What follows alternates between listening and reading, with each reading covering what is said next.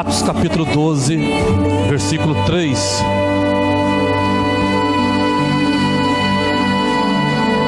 Diz assim: vendo ser isto agradável aos judeus, prosseguiu prendendo também a Pedro, e eram os dias dos pães asmos.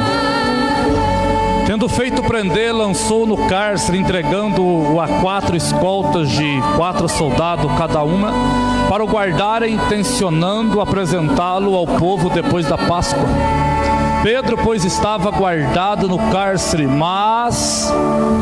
porém, havia oração incessante a Deus, por parte da igreja, a favor de Pedro. Quando Herodes estava para apresentá-lo naquela mesma noite, Pedro dormia entre 2 soldados, acorrentado com as suas cadeias, com 2 cadeias, e sentinelas à porta guardavam a prisão. Eis, porém, que sobreveio um anjo do Senhor, e uma luz iluminou na prisão, e tocando ele o lado de Pedro, despertou, dizendo: levanta-te depressa. Então as cadeias caíram-lhe das mãos, e disse-lhe o anjo: cinge-te e calça a sandália. E ele assim o fez. Disse-lhe mais: põe a capa e segue-me. Amém.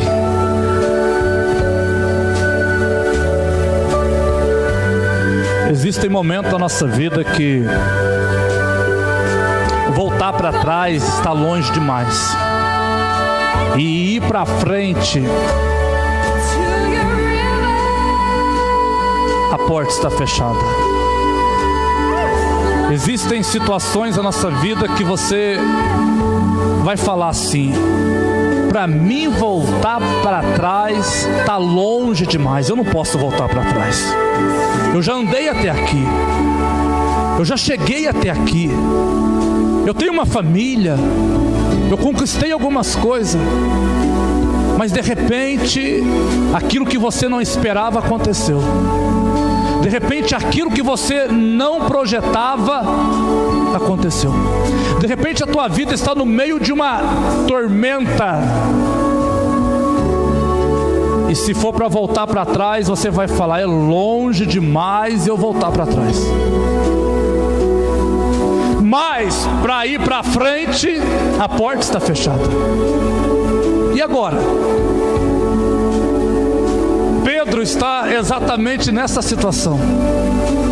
Voltar para trás, voltar a ser o que ele era, voltar a encher o seu barco de peixe, sair daquele lugar, não dá mais. Só que ir para frente, escapar daquilo também não dá, porque está preso, e muito bem preso. Soldados guardando a prisão. Quando eu olho isso, eu lembro de um homem chamado Moisés, que tirou o povo do Egito e se deparou com o mar vermelho. O mar era tudo menos vermelho. Se deparou com o mar vermelho. Voltar para o Egito não dá mais. Por quê? Porque se eles regressam ao Egito, eles encontrariam com o faraó, que estavam vindo atrás, armado, para matar os hebreus. Não dá para voltar mais. Mas ir adiante também não dá, porque o mar interrompeu o caminho deles. E agora? Como atravessar esse mar? Como passar por ele?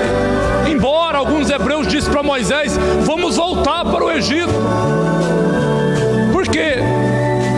Porque muitas vezes nós somos comandados pela visão, enquanto que deveríamos ser comandados pela fé. Na hora que os hebreus viu que não tinha saída, que eles estavam no meio de um lugar sem saída, de uma rua sem saída, alguém disse: vamos voltar. Mas Deus fez de uma forma que não dava para eles voltar, porque se voltasse, morreriam na mão de Faraó. Sabe o que eu vejo? Deus nos leva a um lugar dá para voltar, e muitas vezes também não dá para ir para frente, e nós ficamos no meio daquele círculo de fogo. E nós pensamos: o que eu estou fazendo aqui? Será que eu tomei decisão errada? Será que eu tomei o caminho errado? Será que a placa que era para convergir à direita, eu convergi à esquerda e por isso estou aqui? Não, isso não tem a ver com você. Isso tem a ver com o propósito de Deus na sua vida. Deus permite que você esteja em uma situação. Deus vai permitir você estar em uma situação que voltar não dá mais, porque você já andou muito para frente. Mas atravessar aquilo também não dá, porque está fechado. Então por que Deus permite que eu esteja nessa situação? Sabe por quê? Porque nesta hora você vai ter que entrar em um lugar chamado dependência de Deus. Neste lugar, querido, a tua força não vai conseguir avançar. Neste lugar, a inteligência que você tem não vale nada. Neste lugar, o dinheiro que nós temos não vale nada. Neste lugar, a sabedoria humana que nós temos também não vale nada. Então Deus permite que os homens entrem neste lugar, para que os homens possam depender unicamente e exclusivamente de Deus. E quando eu vejo aqui esse povo diante do mar, eu vejo uma turma apavorada, eu vejo uma turma reclamando, eu vejo uma turma murmurando, uma turma questionando, dizendo: mas por que a gente saiu de lá então?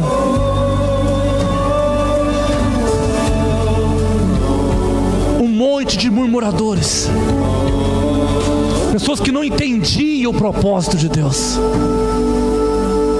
Esse povo que está diante de Moisés reclamando, eles são o oposto do texto onde lemos. Porque o texto onde lemos diz que quando Pedro estava preso, a igreja estava em oração. O que Deus queria então? O que Deus está falando esta noite?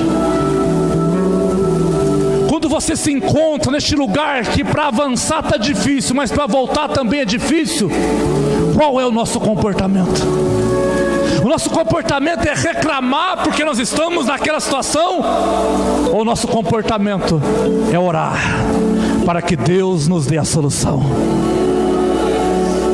Qual é o nosso comportamento?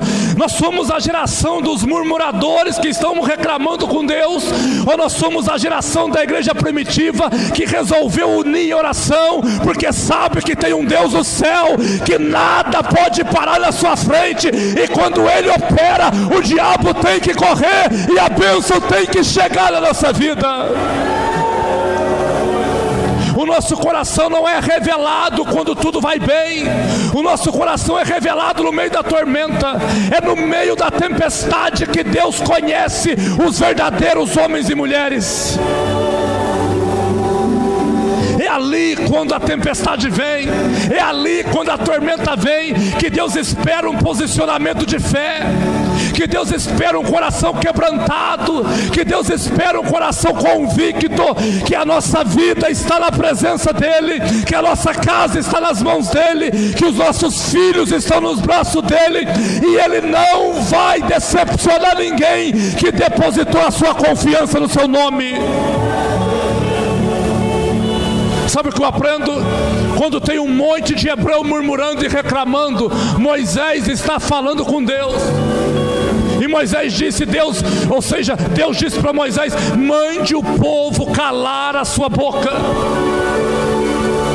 Eu não vou falar com ninguém rebelde, eu não vou falar com ninguém murmurador, eu não vou falar com ninguém reclamador. Agora você que está orando, eu tenho uma palavra para você: mande o povo marchar, porque o que eu vou fazer hoje eu não fiz nunca na vida deste povo.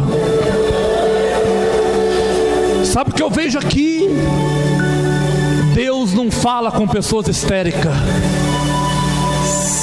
Deus não fala com pessoas agitadas, Deus não fala com pessoas que estão andando de um lado para o outro em desespero. Deus não fala com quem está desesperado. Quem está desesperado, Deus deixa ele ficar, ou seja, continuar desesperado. Eu falo isso com base em quê? Salmo 46, versículo 10. Aquietai-vos e saber que eu sou Deus.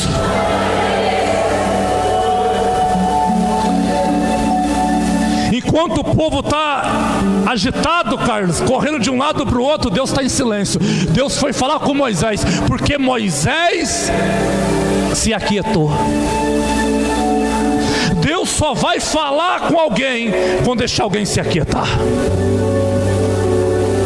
Quando deixar alguém se aquietar, porque vai ser no teu silêncio que Deus vai manifestar na tua vida a solução deste problema que você entrou.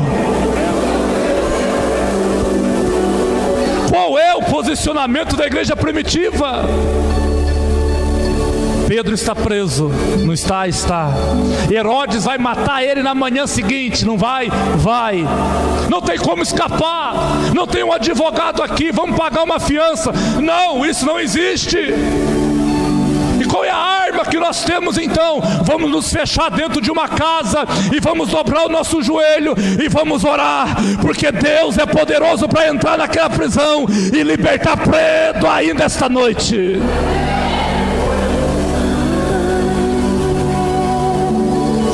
A igreja tem uma arma poderosíssima que chama oração, e ela pouco faz uso dela. Nós usamos pouco esta ferramenta, ou então demoramos para usar essa ferramenta.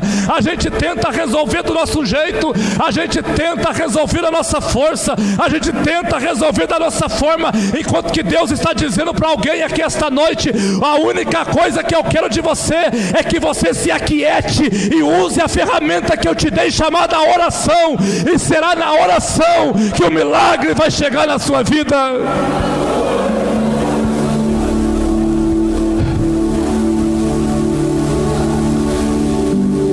Igreja primitiva, a gente pensa assim: Deus, as coisas ruins que eu faço atrai a maldição. E é verdade, é um princípio verdadeiro. Quem anda em desobediência, ele vai atrair maldição. Mas muitas vezes também o problema vem não é porque você está em desobediência, é o contrário, o problema vem porque você resolveu fazer a diferença. Aqueles que são malucos por Jesus, aqueles que amam a Deus de todo o coração, estão nesta terra para fazer a diferença, para trazer a manifestação da sua glória. Eles têm que saber que eles vão passar por luta, dificuldade e perseguição. A igreja primitiva, eu disse aqui no início, o nível de glória é altíssimo. O Espírito Santo falava de forma audível, a ponto de os apóstolos orarem no templo, no cenáculo, e a estrutura balançar. Imagina a gente orando aqui esta noite e o prédio balançar.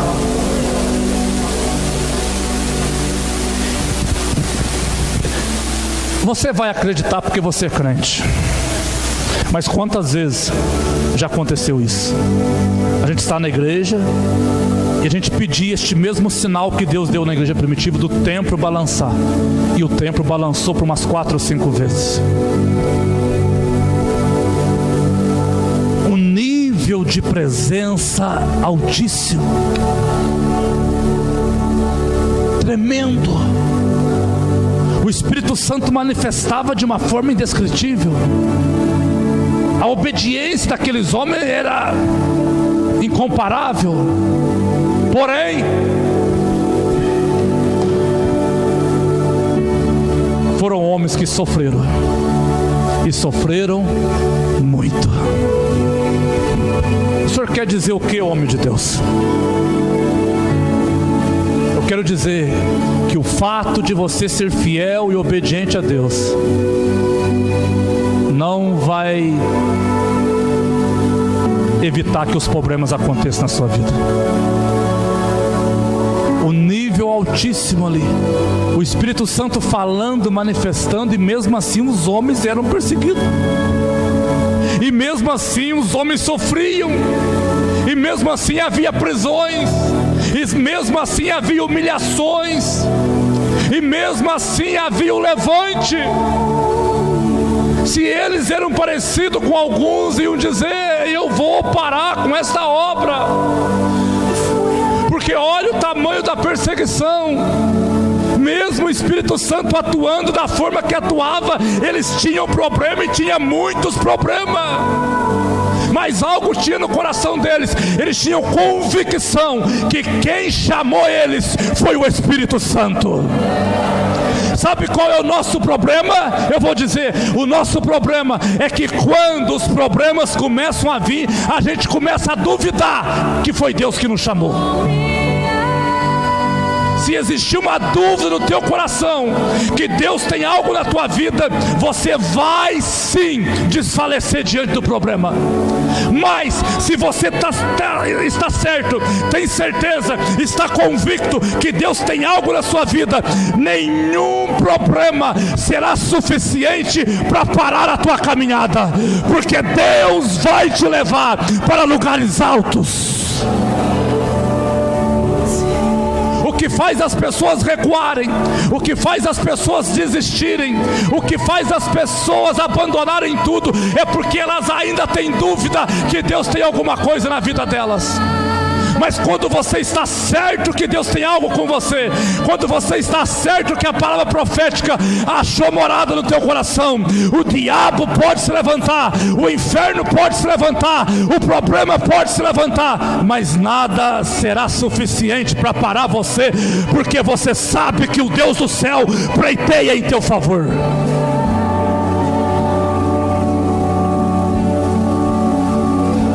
O que faz a diferença na nossa vida é a convicção da obra que Deus tem na nossa vida. É a convicção. Nada tira da tua cabeça que Deus tem algo com você. Quando você chega neste nível que nada é capaz de tirar da tua cabeça que Deus tem algo para você, o diabo que se cuida, porque você vai ser um perturbador do inferno. Não será o diabo mais que vai te perseguir, mas você vai perseguir o diabo e vai mandar ele para os quintos dos infernos, e a glória de Deus vai achar a sua vida.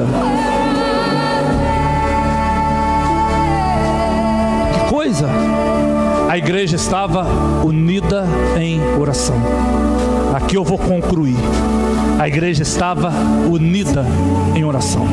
Eu não quero falar sobre o processo da libertação de Pedro, porque é longo demais isso. Eu quero falar somente da igreja unida em oração. A igreja estava unida em oração. Ou seja, temos um problema? Temos. Temos uma luta? Temos. Não tem saída? Não tem saída. E agora? Jesus nos ensinou a orar. Então vamos orar. Entraram numa casa, fecharam as portas. Deveria ter lá uns 30 crentes, 20, 30 crentes. E a oração deles era: Deus solta Pedro, Deus liberta Pedro, Deus faz um milagre na vida de Pedro, Deus vai de encontro com Pedro, Deus abre a porta da prisão para Pedro, Deus manda o anjo lá e tira Pedro, Deus opera na vida de Pedro, Deus não deixa Pedro morrer, Deus opera milagrosamente na vida de Pedro.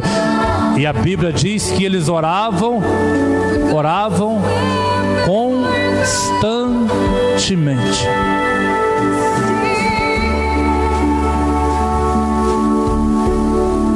Uma coisa que eu aprendo aqui: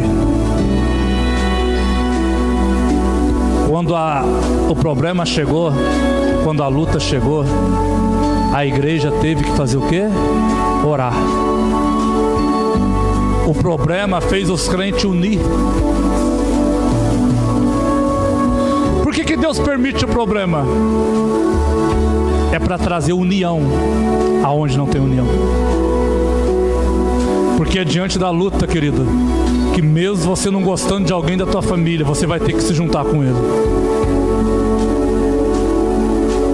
É diante do problema que mesmo você não gostando de alguém, você vai ter que se juntar com Ele.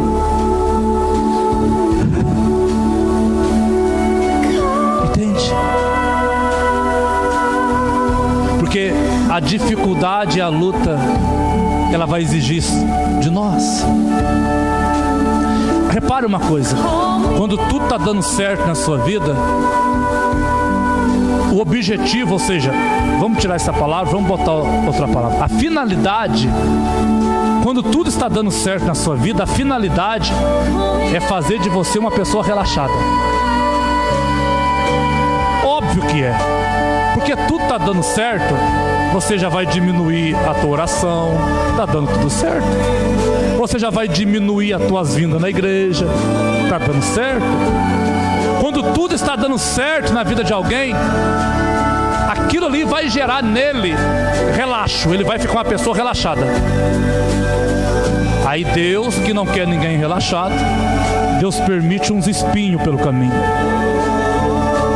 Porque o espinho pelo caminho vai tirar você da zona de conforto. O espinho pelo caminho vai tirar de você o relaxo e vai fazer você um homem, uma mulher de oração, porque você sabe que a única forma de reverter aquilo será através da oração. E é até bom que as coisas não entrem neste nível de tudo dar certo, porque se tudo estiver dando certo,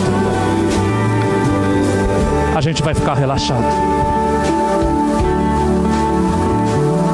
Não deveria ser assim, mas é assim. Então vem uns espinhos, vem umas pedras, vem uns empurrões, e aí você tem que se levantar e tem que partir para a oração. Porque se não for para a oração, nada vai mudar. Não vai mudar. A igreja perseverava unânime em oração.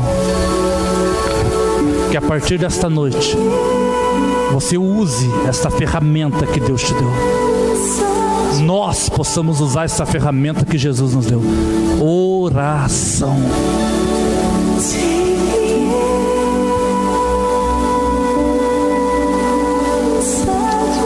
E os irmãos oravam: Deus solta Pedro, Deus liberta Pedro. E aqui eu termino.